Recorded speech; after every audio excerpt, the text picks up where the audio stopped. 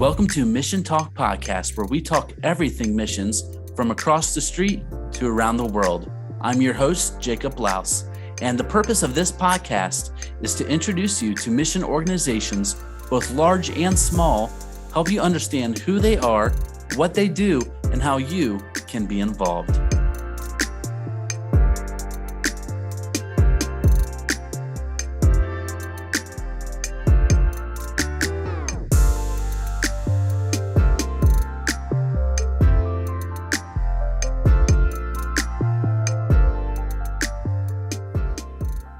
Hey, and we are back with another all-new episode of Mission Talk. I'm excited for a brand new season, brand new interviews, and I am excited to introduce some good friends of mine from around the world. And joining with me now is an organization that I have been involved with before, but I'm excited to introduce my new friend to you. His name is Nate Hughes. He is joining us from Phoenix, Arizona, with the organization 1MISSION. Nate, thanks for jumping on with me today. Yeah, thanks so much. This is awesome, Jacob. I appreciate it. I'm excited to dive into the work that 1MISSION does because the church I'm a part of, we have taken some trips with you all, and we're going to do that again this year. But before we dive into the 1MISSION side of things, can you just tell us a little bit about yourself and where you're from? Yeah. So I was born and raised up in Oregon. So spent all my childhood up there. Came down to Arizona in the mid 90s to go to Arizona State University. Was here for about almost a decade. Finished school, went to seminary, served at a church here in town, and then got really involved in international missions. And so I spent 7.5 years in the Czech Republic doing youth ministry with a great organization called Josiah Venture. As you can imagine, my heart is very raw right now because we have a lot of friends in Ukraine and Poland and Czech and all through Central and Eastern Europe. So it's been really devastating to just see and hear what's going on there and be in communication with our friends there. But my wife and I got married about halfway through that time. She's American, was from the church here in Phoenix, and was engaged in some of the work we were doing in Czech. So we met through that. So she spent the final 4 years in Czech with me. We moved back here 10 years ago, involved pretty heavily in our local church. We have 3 kids, a 10-year-old Titus, 8-year-old Drexler, and a 4-year-old Mila. And we're involved in our local church here in Phoenix, and I've worked at 1MISSION for just over 8 years. Wow. So 1MISSION, they have been around for quite some time. Can you tell us just a little bit about the work that 1MISSION does and just how it all started for them? Yeah. So 1MISSION, I'll share the mission statement and then kind of unpack it a little bit, so that to kind of key in on the things that need definition. So we're a community development organization that gives people in poverty the opportunity to earn a house by serving their community. And so essentially what we're doing is we're using housing. So we're working in impoverished communities around Latin America. So just to give you visuals, imagine, homes that are on dirt floors made of junk wood, cardboard, tarps for roofs, blankets for doorways, very rudimentary housing that doesn't withstand the elements. It basically is a simple shelter. So if you have that in your mind, that's like the type of community we're working in. And then we use housing. And so housing for us it's always contextualized. So depending on what community we're in, we're building a different style of house. But generally speaking, the homes are about 400 square feet. So pretty small, but these are big compared to what a lot of them are living in. They have concrete floors, solid roofs that don't leak, doors and windows that lock. Our houses that we're doing in Mexico are really highly insulated. So they protect from the heat in the summer. They protect from the cool in the winter. So really, really amazing houses for for compared to what they have been living in specifically. And so we're using that house as a catalyst for what our primary objective is, and that is poverty alleviation in these communities through community development. And so what we do is we use that as leverage or as a catalyst, the house, and families have to serve a minimum of 400 hours or usually around 400 hours. And then at the end of their time of service, they receive a house. So we're trying to accomplish our primary objectives, community development and poverty alleviation, through the motivating factor of this house at the back end. But really what we're wanting to see, and the house accomplishes this as well, but really what we're trying to see is poverty alleviated for communities coming together, working together to be change agents, and make their community better. So all of our initiatives are locally led. So we're not sitting up here in our office in Phoenix dreaming up of ways for a community 500 miles away to how they can change themselves. The locals in the community get together and they say, diabetes is a big issue. We need to canvass the community in partnership with the city and find out who has diabetes and then offer health solutions for them. Or I love to garden.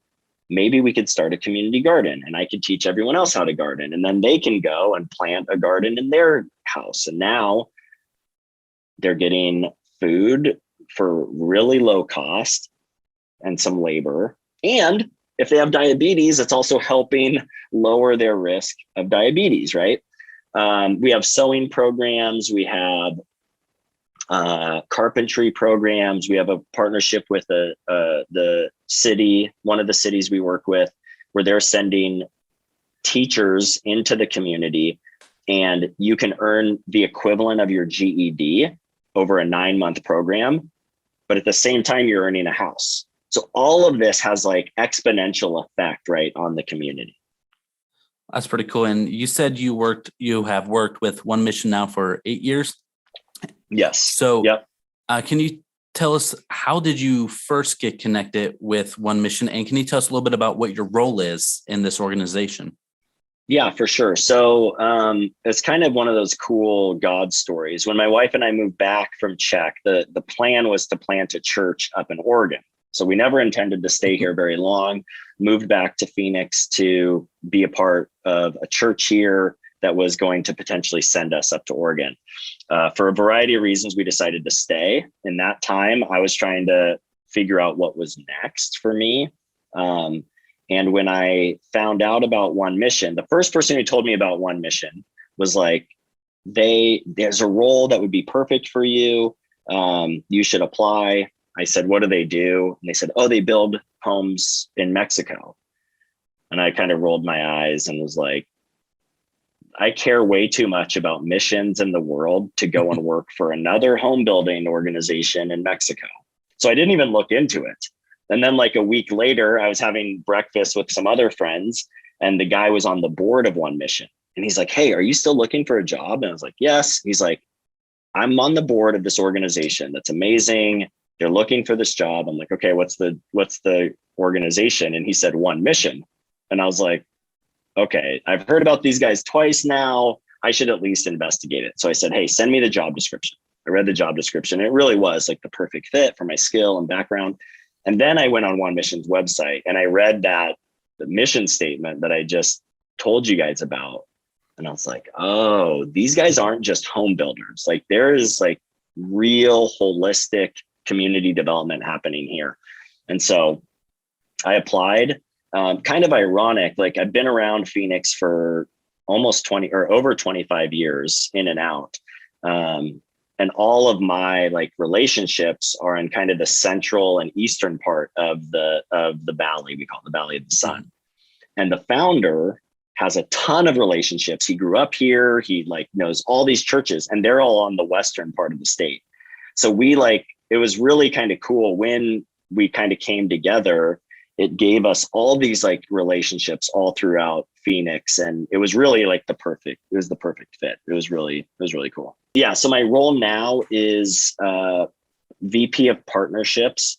Essentially, that's our fundraising arm, but we intentionally call it partnerships department because I want our team thinking of our donors and our trip participants and cyclists and all the people who are engaged with One Mission, not just as like dollar signs, but as like partners, that they're partnering actively in what we do, just in a variety of different ways. So the One Mission corporate office, the headquarters, I guess, is in Phoenix. What does things look like on the Mexico side? Where is One Mission located at in Mexico? What does that area look like? Yep. Yeah. So it should be said, we work in 3 countries. So we work in El Salvador, we work in Nicaragua, and we work in Mexico. The vast majority of our work does happen in Mexico, mostly because of the proximity. The city we started in and where we're doing most of our work and kind of our Mexican headquarters is a town called Puerto Peñasco. It's translated as Rocky Point. It's a seaside town, resort town. So they call it Arizona's beach. It's the closest beach to us. Lots of Arizonans have been going there for decades. And so that's where we started. That's where most of our work takes place. It is a seaside town, so there's tropical elements to it. But the communities we work in that are in poverty are pretty far away from that area. Very sandy, very dry, very hot in the summer, cold in the winter because of the desert. Like deserts get cold at night. And so that's kind of how it is there, which is even more amazing. Like these community gardens, they're making their own compost and creating these gardens in the desert. It's really remarkable and beautiful. So something I'm interested in is how are these families selected, and what's an example of some of the work they have to do to put in these hours? Yeah, so that's the great thing about the process is because they are working for the home, we call it sweat equity. Because they're sweating themselves into the home, we don't really have a stringent selection like process. We have 2 things that are required, but as long as you do those 2 things, you can get a house from One Mission. So the 2 things are that you work your hours, so you have to earn it, you have to do your 400 hours, and you have to own your land or have a lease that's in good standing with the city. There's real practical reasons for that, right? We don't want someone to earn a house, get this new house, and then have someone come and take it from them because it's on their land. Right. But macroeconomically, and I don't want your listeners or viewers to fall asleep, but macroeconomically, property ownership is critical to a thriving economy and a thriving community. And so we're not going to solve all of the issues that impact why someone's in poverty or not. But we know that home ownership and property rights are critical. And so we want to ensure that for them as well. So we don't buy the property for them. We're not buying these massive like swaths of land and then, building a like suburb, we're not doing any of that. They have to secure the land. Most of the land, it's land that they're already living on, that they either own already or they have options to buy it. And we help them with that. We have great relationships with the cities that we work in. So we're able to work with the government officials to get this land for the families. But yeah, so those are the 2 things. So once that happens, we'll build them a house. And we've been doing it for so long that there's a good kind of flow. They still have to apply. There's still an application process, but really like those are the requirements. And they can't like own a whole bunch of other houses. Like we're wanting to serve those who need it. So, and we're embedded into the community well enough to where the community self-vets these families and they know like, hey, that guy just got a house from another organization and from another, like he owns a couple of homes. So let's figure out what's going on there with this guy. So you talked a little bit about the houses being built. What type of houses, like, can you try to just give us a visual of what this house looks like? Yeah. So again, the houses are always contextualized. Our homes that we build in Nicaragua and El Salvador have to be able to withstand earthquakes and hurricanes. So those are constructed in a totally different way. It's really cool how they do it. Like the houses in Nicaragua, I've been there a couple of times and built. You build, again, I don't want to be too boring. I think this is fascinating. But when you build the house, you build 3 levels of block. So at the top, at the middle, and at the bottom, with rebar, like these like big rebar squares that go around inside of the construction, so that and they run parallel like this, so that if there's an earthquake, there's 3 points where the building can like sway. Wow. It's remarkable. So that's what it's like. El Salvador, or in Nicaragua. El Salvador a little differently than that. And then the homes we're building in Mexico are also unique. They're made out of something called fast block. Essentially, imagine big 6x1 foam Lego pieces. And there's rebar, which sticks up from the ground, and you slide the Lego blocks over it. And then, and just like you're building a Lego house, you stack them on top of each other all the way around the perimeter. And then we pour concrete down where each rebar is. So there's not rebar in every hole, but everywhere there's a hole, we pour concrete down. That dries and sets, and it makes this house super firm. And because it's like 6 or 8 inches of foam block, it creates really remarkable insulation. Then we use, it's kind of a stucco type mixture, and this cloth, for lack of a better term, that we put up on the wall, up on the outside and the outside and interior, and we stucco, and then that then solidifies, hardens, and makes it waterproof. And then the roofs are pretty standard, like pitched roof construction, wood pitched roof construction, with a similar type of like waterproof sealant that goes on the top.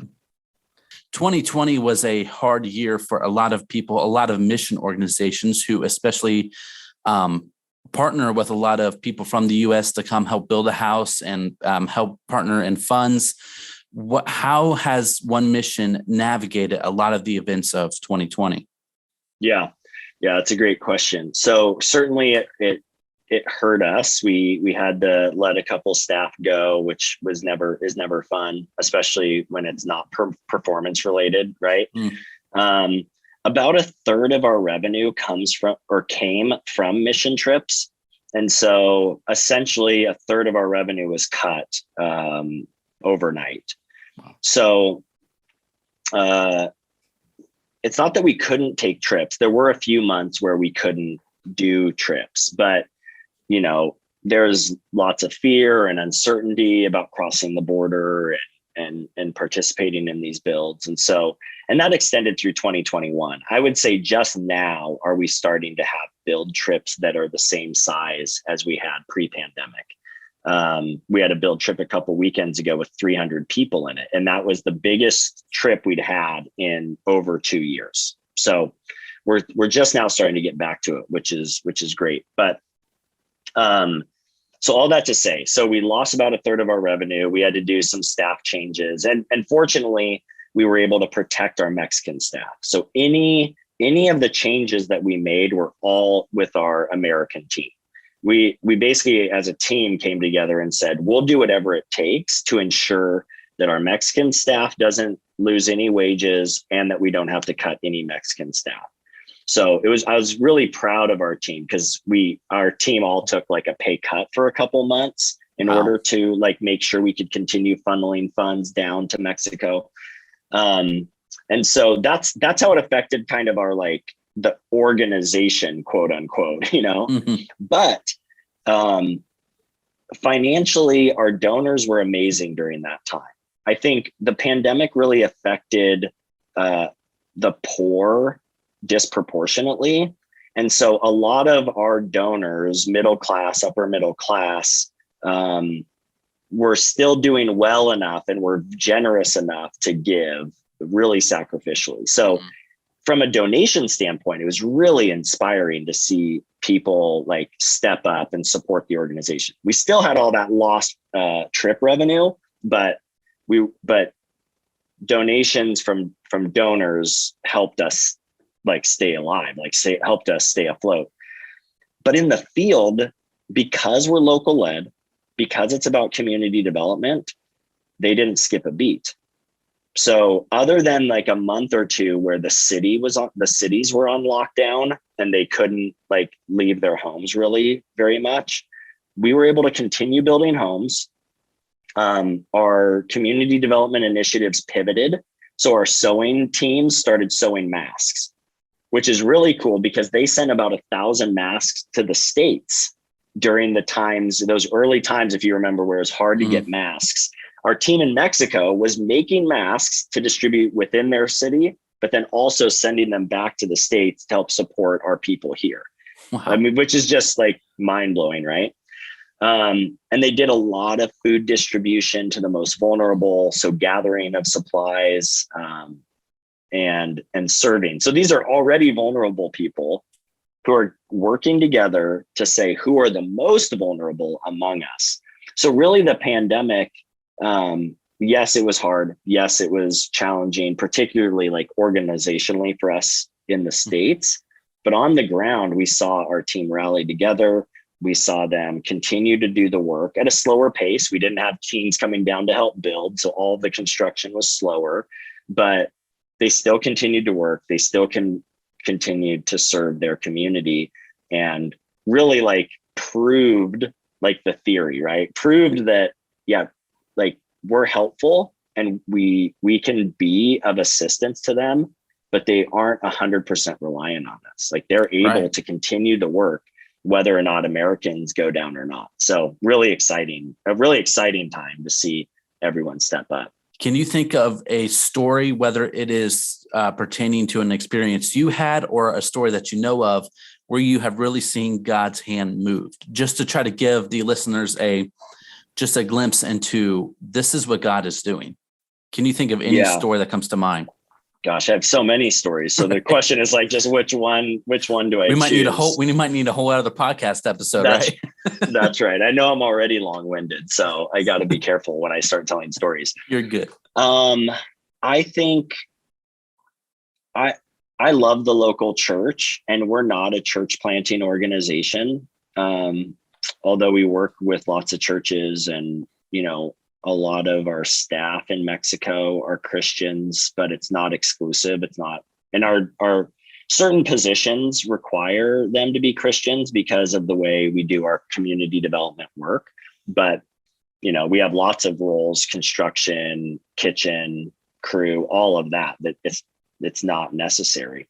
So I think one of my favorite stories is, it's probably been 5 years ago now, or 6 years ago. A group of people in the community said, you know, we love each other, and there wasn't a church that they were involved in the community. They're like, why don't we start gathering together on Sunday mornings and worshiping together? So they would gather under this mesquite tree at someone's house. It was like 12, 15, 20 of them. And they just started worshiping together. And it started to grow and grow. And then finally they looked to us as their like friends, and like they needed help. And they said, we would like to start a church. We're gathering already. Like they already are the church, of course. Right. But they're like, we want to formalize this. Like we want to have a building and do some other things. And so, our country director is like a pastor at heart. So he stepped in and started pastoring and raising up some shepherds from within. They got a building that they started meeting in for a while. And our US churches were really excited about that too. And so they started supporting and sending money, and they bought this property, and they're building a building, and they're preparing to launch churches into other parts of the community. Cause, you know, these are impoverished people like who live pretty scattered throughout this town. And so they have this vision to plant churches in each of these little pockets that are walkable for the community. And so I just love that. Like it's proof again of, if you serve a people like and love people really well and share Jesus when the time's right and appropriate, like churches can be planted in really like natural ways. And so we are helping with the church plant, but it's 100% led and like initiated from the people who have received houses from One Mission. And now there's lots of people involved and they're doing a lot of work, and some of them are connected to One Mission and some aren't. So it's really exciting. One Mission has opportunities for people to partner with you and go to these sites and help build these houses. Can you just give us a glimpse into what a trip like that looks like? Yeah. So the trips are usually a long weekend. I don't know, when you guys come, you guys might come for longer, but about 5 days. Yeah. So our Arizona churches, people who are closer will typically go down for a long weekend. Sometimes our churches who are traveling from further away will extend the process. The house takes approximately 10 days to build.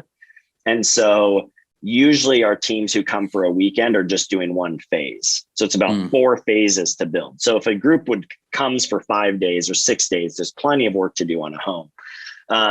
But typically it's a team coming, arriving. We have a base camp. So we have our own facility. It's an old, or like it used to be, I shouldn't say old, it's nice, but it used to be an RV park.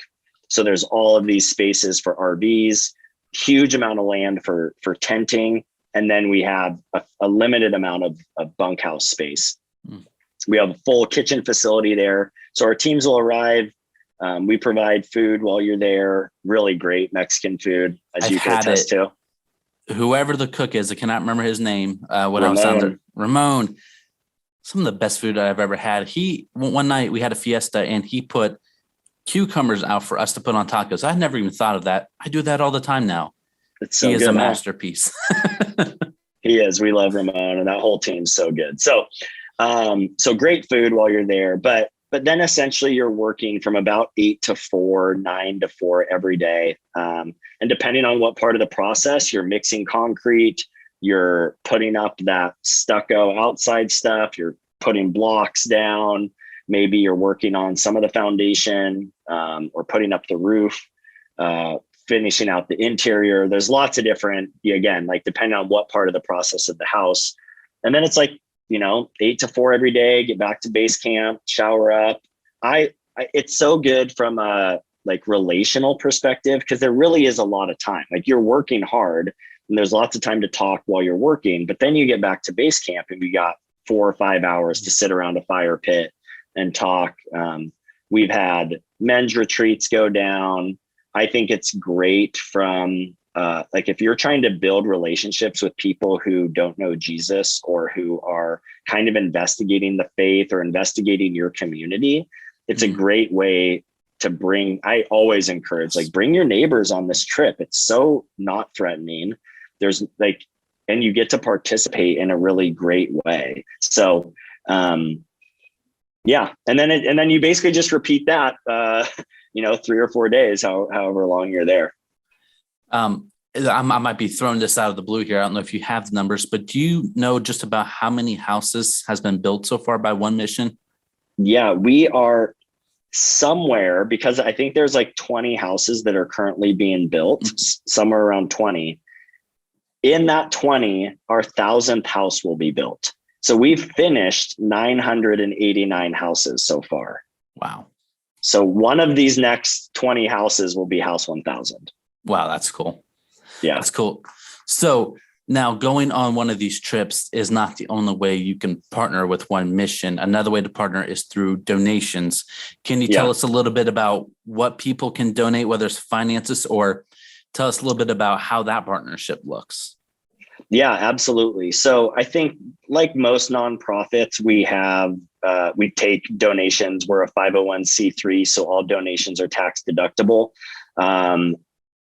You can make one-time donations. We have monthly donations. That's a program we called Supply Yard. We have like Supply Yard shirts. So if you're a partner, you get a shirt. if you donate $50 or more a month, you get one free trip a year. So all of our trips cost money. And so, so that's an opportunity to partner with us. We do a bike ride every year from Phoenix to Mexico, 200 miles, 2-day ride. And it's like a fundraising ride. So we have people flying in from all over to participate in that. We've expanded that to where you can do it like a relay. So if you're like, I'm not going to ride 200, I can't ride my bike 200 miles. You can form a smaller team that you can break it up into 10, 20 mile chunks and just relay your way down to Mexico. That's really fun. We do a gala every other year. Obviously I don't expect people to fly in for that, although it is pretty amazing, but we do a gala every year. That's really exciting. Those are some of the like primary ways for people to partner. And when they make donations, what do those go towards specifically? That goes toward the work being done, right? That's right. It gets spread throughout. Yep. Yeah. So the majority of the funding that's given publicly goes to projects and programs in the field. So that's materials for houses. It's the community development work that we're doing. It funds the work in the field. We do have another program, which is another opportunity to partner with One Mission, called the One Fund. And the One Fund are sponsors of events, people who understand that we need to operate and are willing to donate 100% towards our operating costs. And so we have partners, usually it's often businesses, it's often like partners who have been around One Mission for a long time that understand, hey, you guys got to pay your paychecks and pay your bills. So they join the One Fund. And that's how we fund most of our back office operational expenses. So we have already talked a little bit about what a mission trip there looks like, how you can partner through finances. A big part about what this podcast is encouraging people that you can partner with organizations, no matter where you're from. Can you give us a little direction on where they can go to find out more, or how they can go about partnering with One Mission? Yeah, so you would go to 1MISSION.org, and I think it's fairly easy to navigate, but you can navigate there to learn more about the cycling, to learn about the mission trips, the build trips, joining the One Fund. There's a donate button. So if you're looking to donate and partner with us financially, you can click on the donate button. And I'm also happy to answer questions. So if someone wants to reach out to me, it's nate@onemission.org. And then, of course, we're on social media, One Mission ORG on most platforms, Instagram, Twitter, Facebook. You can find us there. And it's the number one. So I think that's important to say. It's not ONE, it's the number one, mission.org. And as always, for people watching, be sure to follow us on social media, because we will be tagging One Mission and with all the information Nate said, their website, emails, social media, so you can go directly there and find out how you can partner with them. And Nate, I like to end every interview with asking the question, for anyone watching or listening, how can they pray specifically for you and for One Mission?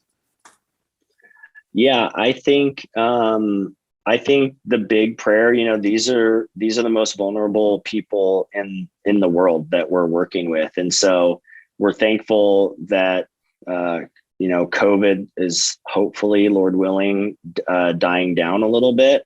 But I think just praying for their needs to be met holistically. So yes, they have material needs, but they also, like all of us, right?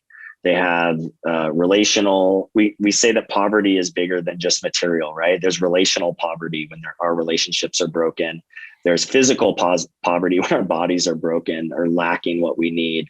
And then spiritual poverty, of course, as well, right? And so we're wanting to see all facets of the person come out of poverty. And so be praying for our team on the field, particularly. They're the ones who are leading the charge and are bearing that burden. And so.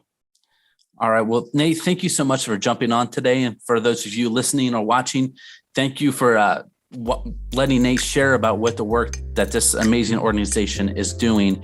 And we want to encourage you to find a way to partner with them, whether it's through prayer, donating, or if you're a church or just a group who says, hey, I want to go somewhere and do something.